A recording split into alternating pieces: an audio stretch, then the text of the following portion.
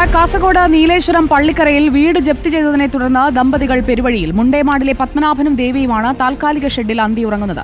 കഴിഞ്ഞ ദിവസം union bank ജീവനക്കാരെത്തി ഒഴിഞ്ഞുപോകാൻ ഭീഷണിപ്പെടുത്തിയെന്നും കുടുംബം ആരോപിച്ചു. മകളുടെ കല്യാണത്തിനു വേണ്ടിയെടുത്ത 16 ലക്ഷം രൂപയാണ് തിരിച്ചടക്കാൻ കഴിയാതെ ഈ കുടുംബത്തിന് ബാധ്യതയായത്. ഇപ്പോൾ 25 ലക്ഷം രൂപ തിരിച്ചടക്കണമെന്നാണ് യൂണിയൻ ബാങ്ക് ആവശ്യപ്പെടുന്നത്. വിവാഹത്തിനു ശേഷം മകൾ തിരിഞ്ഞു നോക്കിയിട്ടില്ല. കൂലിപ്പണിയെടുക്കുന്ന മകന് ഈ ബാധ്യത താങ്ങാൻ കഴിയില്ല. ഇപ്പോൾ ഈ കുടുംബം പെരുവഴിയിലാണ്. മകൻ വാടക ഓട്ടോ, അവൻ ഇപ്പം അരിയും സാധനമെല്ലാം കിട്ടും പോലെ അവന് കിട്ടും പോലെ നമുക്ക് കൊണ്ടുതരും. അതിനെ കൊണ്ട് നമ്മൾ ഇങ്ങനെ ഒത്തുപോകുന്നു.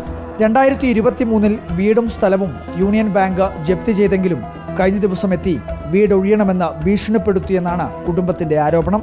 രാത്രി വന്ന് സെക്യൂരിറ്റി ഇവരെ എൻ്റെ ഭർത്താവിൻ്റെ മുണ്ടും ഷർട്ടും എൻ്റെ ഇതെല്ലാം ഇവിടെ മടക്കി വെച്ചിട്ടുണ്ട് സിറ്റൗട്ടിൽ. അതെല്ലാം എടുത്ത് കത്തിച്ചു. എന്നിട്ട് നീലേശ്വരം പോലീസ് സ്റ്റേഷനിൽ ഒരു പരാതി ഞാൻ പോയിട്ട് പറഞ്ഞപ്പോൾ വേറെ സെക്യൂരിറ്റിനെ ആക്കി. മുണ്ടേമാടിലെ പത്മനാഭനും ദേവിയും ഇപ്പോൾ പെരുവഴിയിലാണ്. താൽക്കാലിക ഷെഡിലാണ് അന്തിയുറങ്ങുന്നത്. ഇനി എന്തെന്നറിയാതെ നിസ്സഹായാവസ്ഥയിലാണ് കുടുംബം. റിപ്പോർട്ടർ, കാസർഗോഡ്.